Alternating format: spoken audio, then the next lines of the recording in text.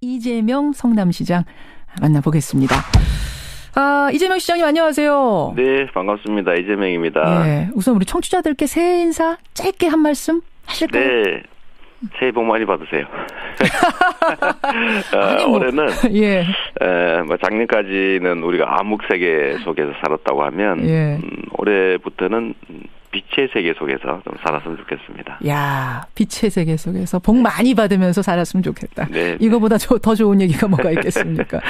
아니 근데 지난번 나오셨을 때 말이죠. 네. 내 지지율은 계속 오를 거다. 네. 장담을 하셨는데 네. 좀 주춤합니다. 왜 이렇습니까? 그게 맨날 오르면 어떻게 되겠어요? 지금 그럼 하늘을 찔렀어야죠. 그런 건가요? 네, 이게 뭐 올랐다가 내렸다 하면서 출렁출렁 하는 건데. 예. 지금은 잠깐 조정기고요. 뭐 당연히 그러지 않겠습니까? 우리가 결혼을 전제로 사귀다가도 막상 날 잡아놓으면 왜 갑자기 마음이 좀 오락가락하지 않습니까? 뭐 그런 거 아닐까 싶어요. 저는 안 그랬어요. 그랬어요? 그건 이미 너무 빨리 결정해서 그럴 테고. 예. 근데 이제 이제까지 우리가 과거의 얘기를 했고, 예.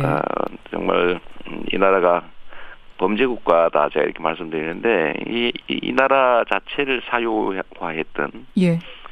거의 범죄 집단이 지배했던 그런 나라였는데 그걸 깨고 새로운 나라 만들자라고 하는 과거 얘기. 지금까지는 과거의 얘기를 했다. 박근혜를 내쫓자. 예. 이런 것까지는 한 목소리로 이렇게 띄워왔는데 예. 실제로 제가 실현될 상황이 되니까 예. 미래 얘기를 해야 되지 않습니까? 이제는 미래 얘기를 해야 된다. 네, 근데 미래에 관해서는 아직도 저희가 얘기한 바가 아직 없죠. 결국 이제부터는 미래의 비전을 보여줄 것이고 네. 그러면 다시 지지율 오를 것이다. 이 말씀이세요? 장담이야 못하지만 그렇게 되길 기대해야죠. 예. 아직 미래 정책 다 내놓으신 건 아닙니다만 일단 내놓으신 정책을 보니까 이런 게 보여요. 내가 대통령이 되면 한 가구당 1년에 300만 원씩 쏘겠다 이러셨어요? 제가 뭐 쏘겠다고 하는 건 아니고 그 정도 배정될 수 있다. 복지 예산이 추가로. 그런 뜻이었습니다. 아니 이게 듣기는 참 좋습니다만 이게 가능한가? 이거 이른바 허경영식 공약 아니냐? 포퓰리즘 아니냐? 이 소리 나올 법한데요? 우리 성남시 재정에 대해서 잠깐 말씀드리면 예. 저희가 연간 예산이 1조 6천억인데 예. 저희는 증세하지도 않았고 그다음에 빚 갚아가면서 복지 늘린 게 연간 한 1,000억 정도였고요. 이거 가지고 이제 성남시로 이사가자 이런 얘기들 농담삼아 할 정도로 상당히 부러워하는 도시가 됐는데 예. 대한민국 재정은 현재 430조 정도 추경까지 할 경우에 예. 그 정도 됩니다. 그런데 성남시에서 연간 저희가 7% 정도 아껴서 빚 갚고 복지 예산 만들었었거든요. 예. 그래서 그런 기준으로 하면 정부는 예산 낭비율이 훨씬 더 크니까 10% 또는 7% 정도는 가뿐하게 조정해서 만들 수가 있습니다. 조정할 수 있다. 4대강 자원비리, 자원외교 이런 데 돈을 쓰는 이유가 돈이 남아서 그러거든요, 실제로. 그래요. 그렇게 하면 한 30조 이상 만들 수 있죠. 그것으로 472, 28, 48, 32 이 정도 되니까 제 경우보다 충분히 가능하다고 해요. 충분히 가능하다고. 그 과정에서 법인세를 30% 올리고 고소득자에 대한 재산세를 50% 올린다. 이거 맞습니까? 그건 아니고 50%가 아니고 예. 10억 이상 버는 거에 대해서만 10% 정도 증세하는 겁니다. 그러면 그게 한 2조 5천억이고요. 예. 법인들 중에서도 500억 이상 영업이익 내는 곳만 그게 한 440곳 정도밖에 안 되거든요. 그렇게. 거기에 한 8% 증세하고 예. 이러면 15조 원 정도가 나오고요.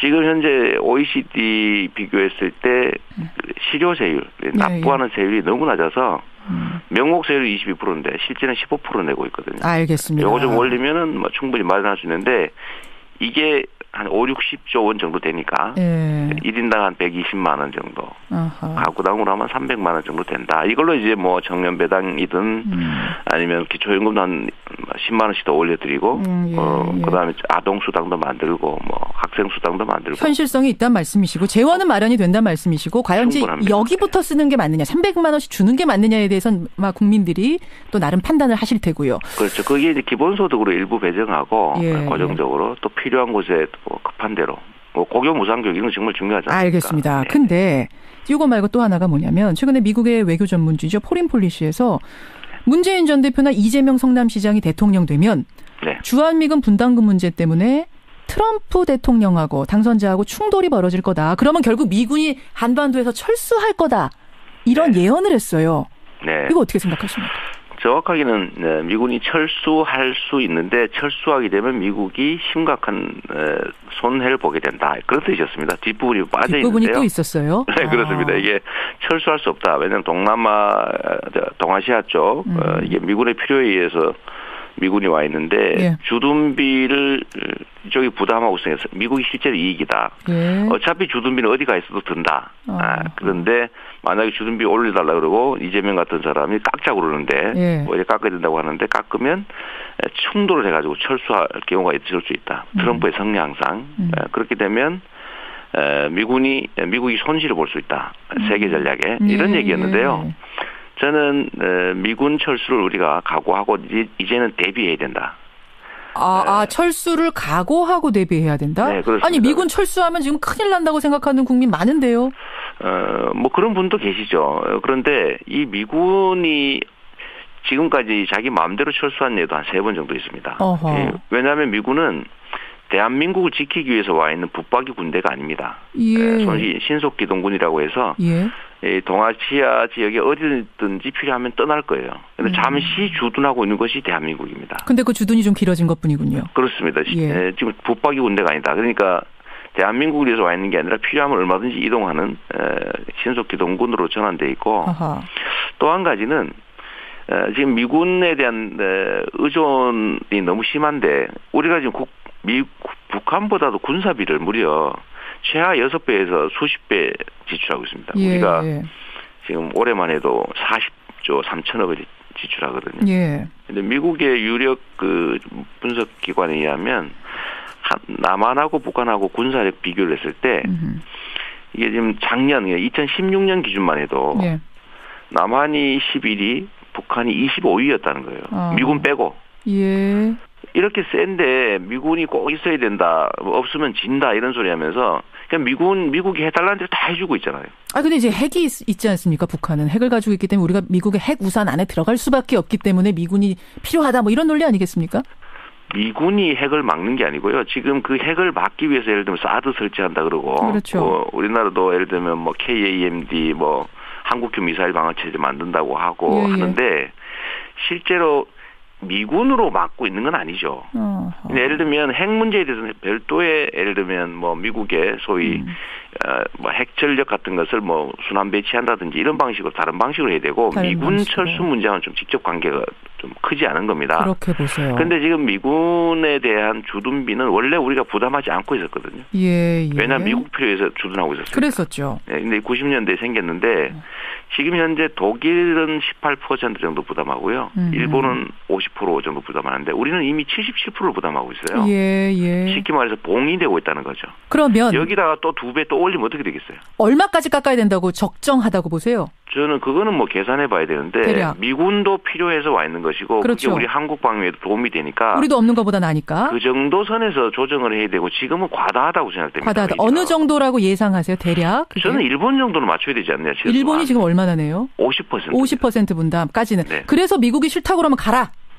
못 간다는 거죠.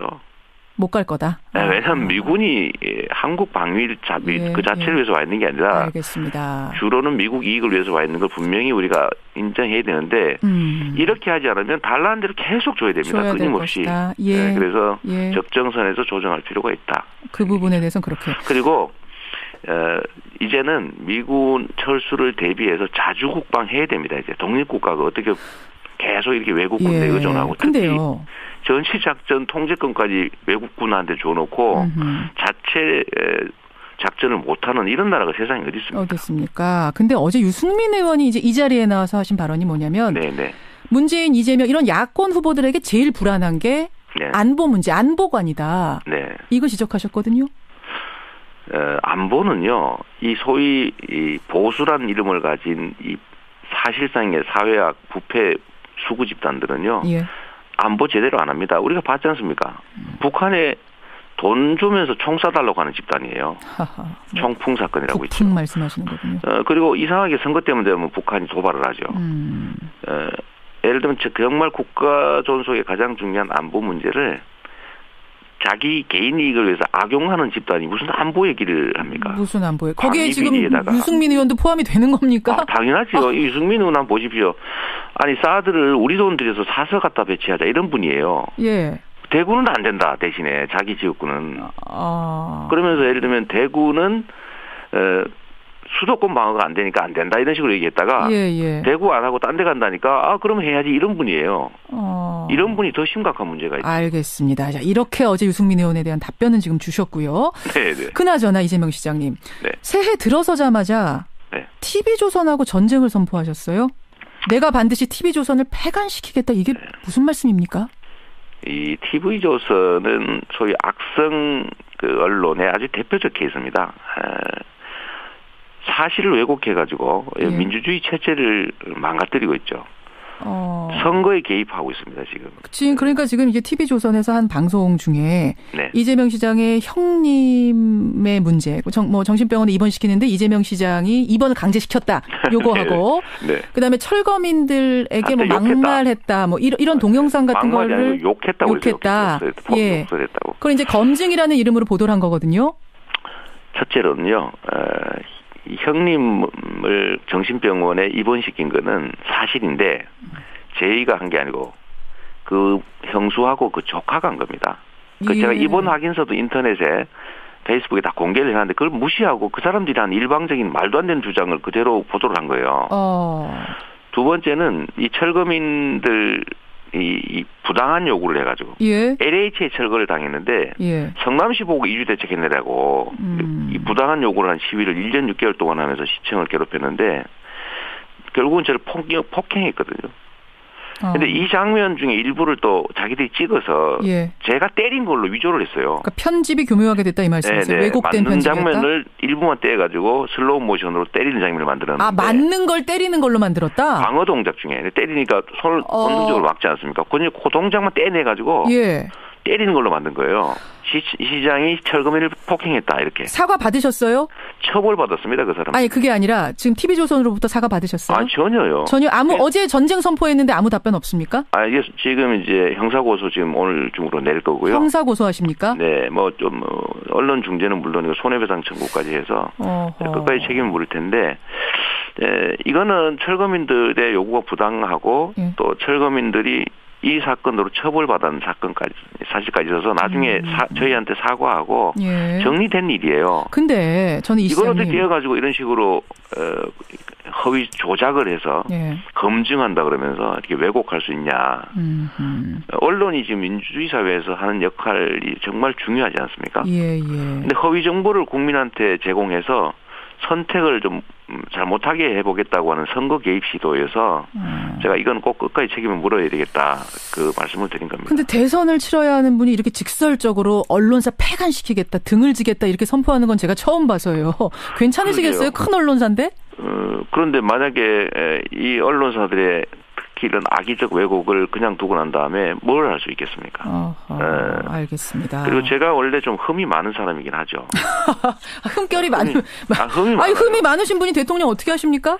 그 흠이라고 하는 것이 이 사회의 기득권자 또는 부정부패하고 치열하게 싸우다 생겨난 것이죠. 예를 들어 제 정과 문제도 그렇고요. 저 부정부패하고 싸우다 구속된 일도 있습니다. 알겠습니다. 그리고 예를 들면 형님 문제도 이 나라가 이렇게 엉망진창이 된 제1의 이유는 이 나라를 공정하게 투명하게 운영해야 될 권력자들이 이 권력을 사적으로 남용하고 불공정하게 행사해서 생긴 문제입니다. 모든 문제는 여기서 출발했는데 제가 형님이 시정에 개입해서 이권을 챙기는 걸 원천적으로 봉쇄를 하다 보니까 형님하고 갈등이 생겼고 예를 들면 철거민 문제도 성남시의 재원을 가지고 아무 관계도 없는 철거민들한테 괴롭다고 해가지고 우회적으로 지원해주고 이러면 공정하지가 않지 않습니까? 그 부분에 대해서 얘기를 하다가 이거를 엄정하게 막다 보니까 생긴 사소한 흠들을 가지고 그걸 키워서 왜곡해가지고 마치 욕설이 나고 사회적 약자한테 욕설이 나고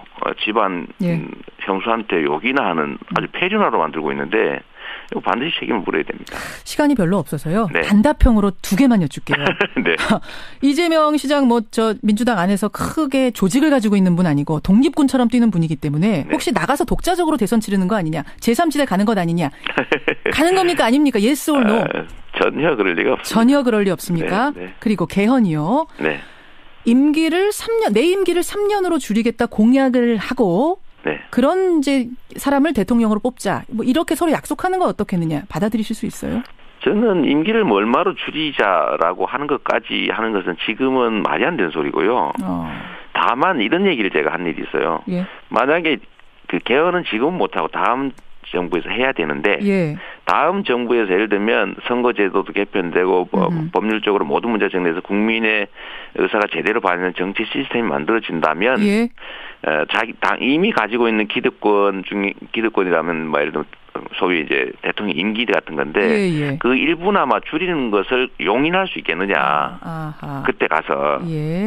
근데 그걸 용인할 수 있다. 더 새로운 더 좋은 제도가 생기면 그걸 굳이 고집하고 같이 갈 필요는 없지 않느냐. 그런 정도 생각. 그 얘기 정도였고요. 지금은 사실 개헌을 할 수도 없는 상황입니다. 이재명 성남시장 만나보겠습니다. 이재명 시장님 안녕하세요. 네, 반갑습니다. 이재명입니다. 네, 우선 우리 청취자들께 새해 인사 짧게 한 말씀 하실까요? 네, 새해 복 많이 받으세요. 올해는 작년까지는 우리가 암흑 세계 속에서 살았다고 하면 올해부터는 빛의 세계 속에서 좀 살았으면 좋겠습니다. 야, 빛의 세계 속에서 복 많이 받으면서 살았으면 좋겠다. 네. 이거보다 더 좋은 얘기가 뭐가 있겠습니까? 아니 근데 지난번 나오셨을 때 말이죠. 내 지지율은 계속 오를 거다. 네. 장담을 하셨는데. 네. 좀 주춤합니다. 왜 이렇습니까? 그게 맨날 오르면 어떻게 되겠어요? 지금 그럼 하늘을 찔렀어야죠.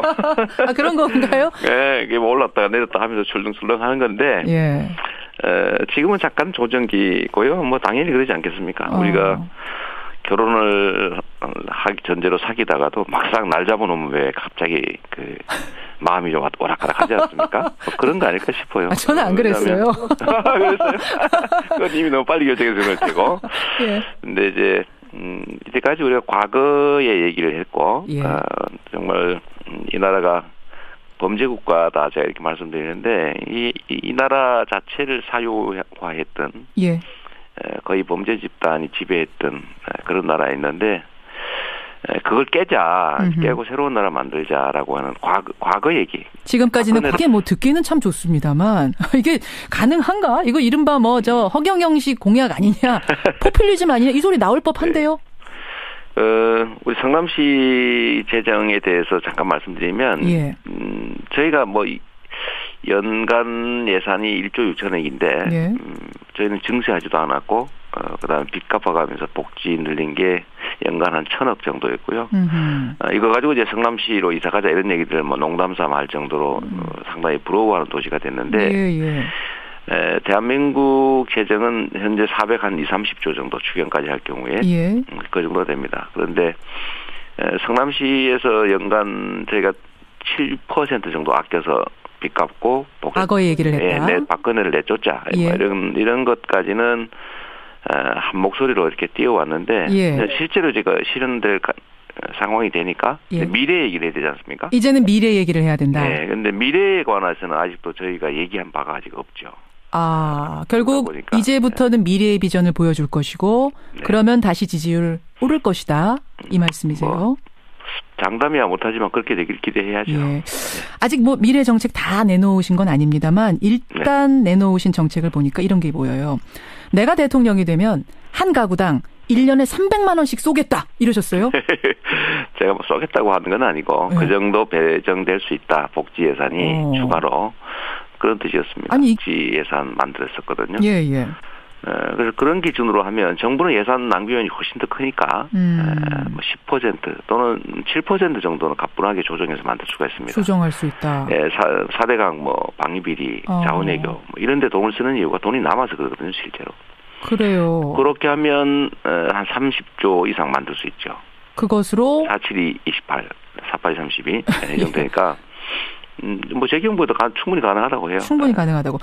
그 과정에서 법인세를 30% 올리고 고소득자에 대한 재산세를 50% 올린다. 이거 맞습니까? 그건 아니고 그 50%가 아니고 예.